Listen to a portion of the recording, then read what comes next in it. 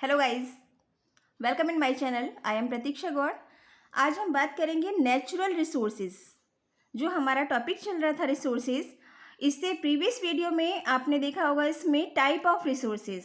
अगर आपने नहीं देखी है तो आप प्रीवियस वीडियो देख सकते हैं इसके लिए। तो नेचुरल रिसोर्सेज किसे कहते हैं? अब इसमें हमने क्लासिफिकेशन किया था रिसोर्सेज का, तो फर्स्ट नंबर पे आता है हमारा नेचुरल रिसोर्सेज। अब नेचुरल रिसोर्सेज को अगर हम क्लासिफाइड करेंगे तो नेचुरल रिसोर्सेज हमारे 3 पार्ट में डिवाइड होते हैं। फर्स्ट है हमारा बेस्ड ऑफ ओरिजिन। ओरिजिन के बेस पर जो हम नेचुरल रिसोर्सेज का डिवीज़न करेंगे तो वो 2 पार्ट में होता है। First biotic and second abiotic. जो हमारी बायोटिक है, देखिए वैसे तो बुक में आपकी बहुत सारी डेफिनेशन लिखी हुई मिलेंगी, लेकिन मैं आपको बिल्कुल सिंपल डेफिनेशन बताऊं इसकी, तो बायोटिक किसे कहते हैं? All living beings include in biotic resources.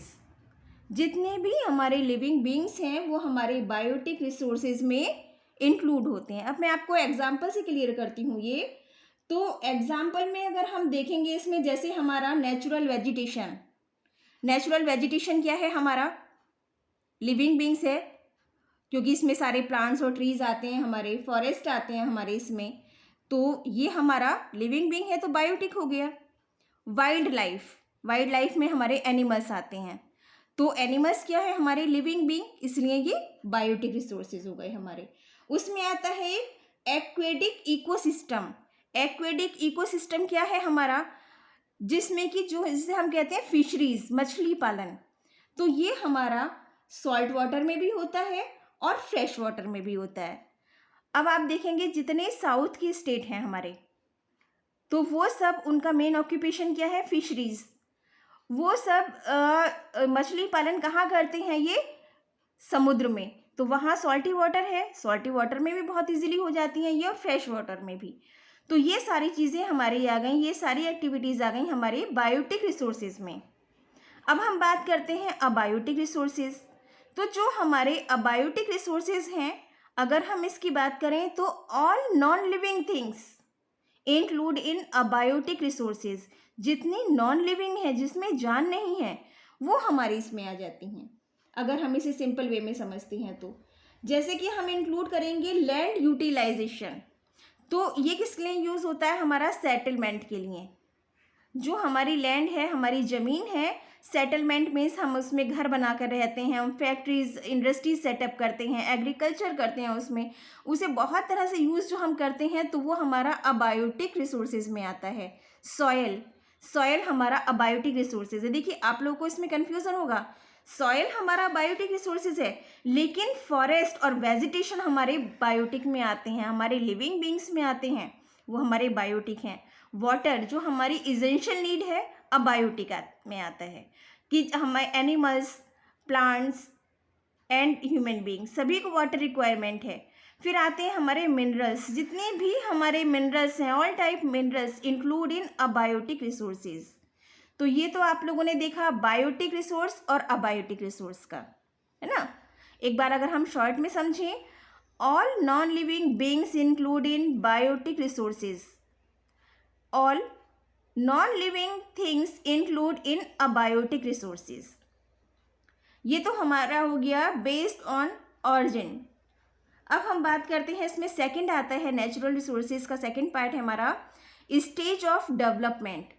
जो हमारे पास रिसोर्सेज हैं उन्हें डेवलपमेंट के बेस पर हम किस तरह से क्लासीफाई करेंगे, तो इसमें हमारा फर्स्ट आता है पोटेंशियल रिसोर्सेज। पोटेंशियल क्या है? पोटेंशियल वो है कि जिसे हम प्रेजेंट टाइम में एक्चुअल में अभी यूज़ नहीं कर रहे हैं, but in future we will use. वो हमारे पास रिसोर्सेज प्रेजेंस तो है, लेकिन या तो जो हमारे पास टेक्निक नहीं है, इक्विपमेंट नहीं है उसको प्रेजेंट टाइम में यूज़ करने के लिए, तो वो हमारी पोटेंशियल रिसोर्सेज में आती हैं। जैसे कि tidal energy, solar energy, geothermal energy. अब आप इन चीज़ों को कहेंगे ये पोटेंशियल कैसे हो गई? क्योंकि जितने डेवलप्ड कंट्री हैं वो इनका बहुत अच्छे से यूटिलाइजेशन कर रही हैं, बट वर्ल्ड के बहुत सारे कंट्रीज अभी ऐसे हैं जिनके लिए ये हमारे टाइडल, सोलर और जियोथर्मल एनर्जी पोटेंशियल रिसोर्स से बनी हुई हैं। वहाँ इनकी संभावना तो है, पोटेंशियल में संभावना, इनकी संभावना तो है, लेकिन प्रेजेंट टाइम में इनका यूटिलाइजेशन नहीं हो रहा है। अब बात करते हैं हम इसमें हमारी एक्चुअल रिसोर्सेज। एक्चुअल का मतलब आप जानते हैं, एक्चुअल का मतलब क्या होता है, वास्तव में, कि वो रिसोर्स जो वास्तव में हम जिसका यूज़ कर रहे हैं, प्रेजेंट टाइम में हम जिसको यूज़ कर रहे हैं, है ना, तो इन रिसोर्सेज का कैसे हम यूज़ कर रहे हैं, प्रॉपरली सर्वे हो चुका है और हम काफ़ी लंबे टाइम से इनको यूज़ कर रहे हैं।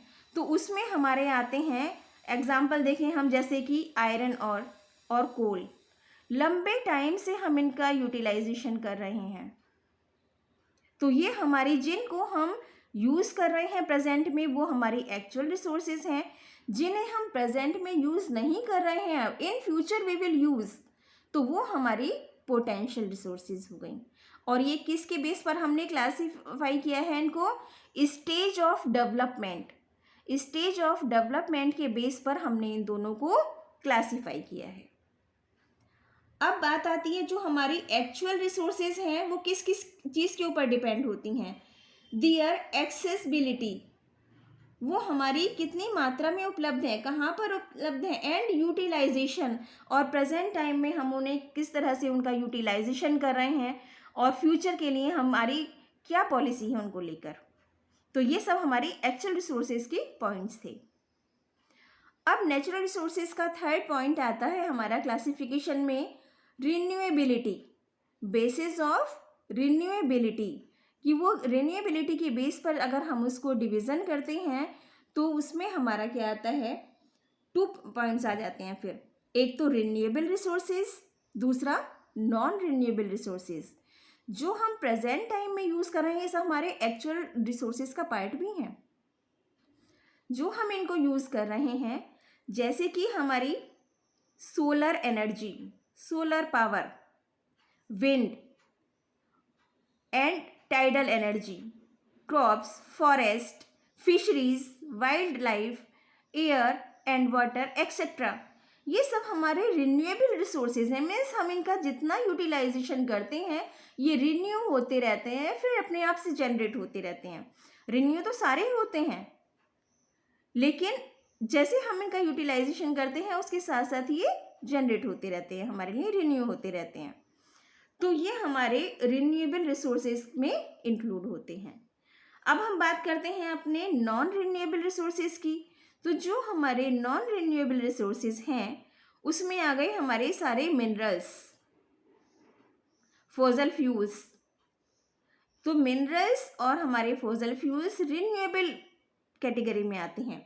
हालांकि ये भी नेचुरल प्रोसेस से ही बनते हैं, लेकिन इनको बनने के लिए million of years, may take millions of years to be renewed. इन्हें रिन्यूड होने के लिए ये नहीं कि थोड़े टाइम बाद ही जनरेट हो जाएंगे, नहीं, हजारों लाखों वर्ष लगते हैं इनको जनरेट होने के लिए।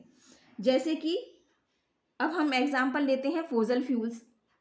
फॉसिल फ्यूल्स में हमारे पेट्रोलियम गैस आ गई, कोल आ गया हमारा। तो ये चीज़ें क्या हैं तो नेचुरली रिन्यू हो रही हैं ये, लेकिन इनका प्रोसेस जो है बहुत लंबा है, तो इनको हम नॉन रिन्यूएबल कैटेगरीज में रखते हैं। गाइस, अगर आपको मेरी ये वीडियो अच्छी लगी है तो प्लीज़ इसे लाइक और सब्सक्राइब जरूर करिए, ताकि आगे आपको इस तरह की वीडियो देखने के लिए मिलती रहे। और दूसरा, जो हमारी इसी चैप्टर की नेक्स्ट वीडियो है उसमें हम बात करेंगे human made resources and human resources, जो टाइप ऑफ रिसोर्सेज का ही पार्ट है।